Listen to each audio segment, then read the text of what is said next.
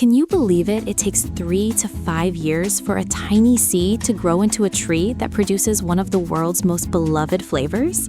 It's a long game of patience, all for this.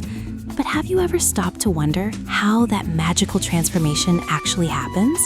What does it take to get from a seed in the ground to a pod that's bursting with potential?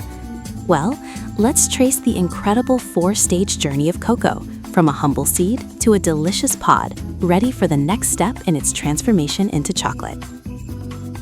Section 1, the first stage, cultivation. It all starts with a single cocoa seed, planted in the rich soil of a tropical climate.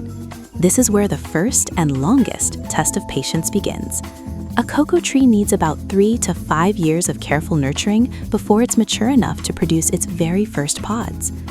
Once it hits maturity, the tree blossoms with thousands of tiny, delicate flowers, but only a small fraction of these will actually get pollinated and grow into cocoa pods. Each of those successful pods then goes on its own mini journey, taking another 5 to 7 months to ripen on the branch. They slowly transform, changing color from green to a vibrant yellow, or from a deep red to a rich orange, signaling that they're almost ready. This whole stage is a quiet miracle of nature, a multi-year commitment before a single bean can even be harvested. Section 2, the second stage, the harvest. When the pods finally reach peak ripeness, a new, more intense phase begins, the harvest. This isn't a job for machines, it's a delicate manual art. Farmers move through the groves, carefully selecting only the ripest pods. For pods within easy reach, they use sharp tools. For those higher up, they use long pruning hooks, making a clean cut to avoid injuring the tree. The window for a perfect harvest is surprisingly small. A pod is only at its best for about 3 to 4 weeks before the beans inside start to sprout and become useless. Once they're cut from the tree, the pods are gathered and cracked open almost immediately. Inside each one lies the treasure, anywhere from 20 to 60 cocoa beans, each wrapped in a sweet white pulp known as mucilage. These pulp-covered beans are the raw material for everything that follows.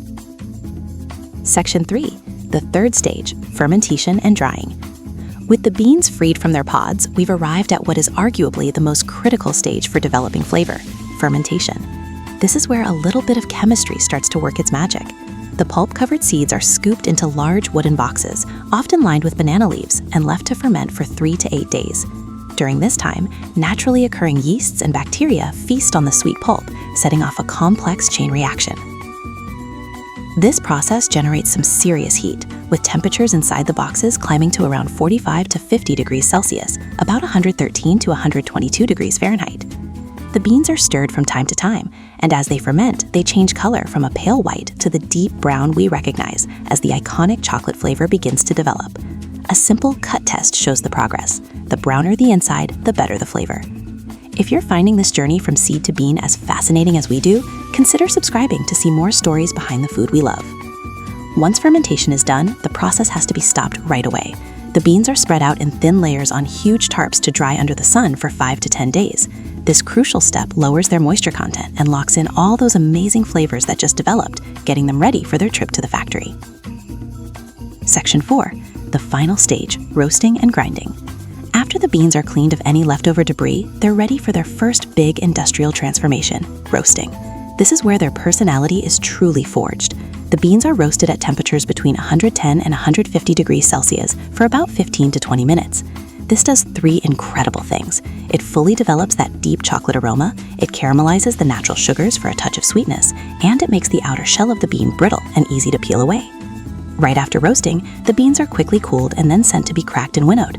This is where the papery outer shell is shattered and blown away, leaving behind the pure, edible heart of the bean, the cocoa nib. These nibs are the absolute essence of chocolate. They're then ground down, releasing their high cocoa butter content, which is about 52 to 55%, and transforming from a solid into a thick, smooth, dark paste. This is what's known as cocoa liquor or cocoa mass, and it's the fundamental building block from which all chocolate is made.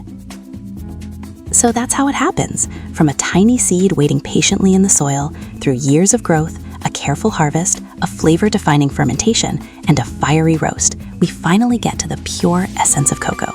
The next time you unwrap a piece of chocolate, just think of the incredible multi-year journey and the immense care that went into every single bean long before it ever became the treat in your hand.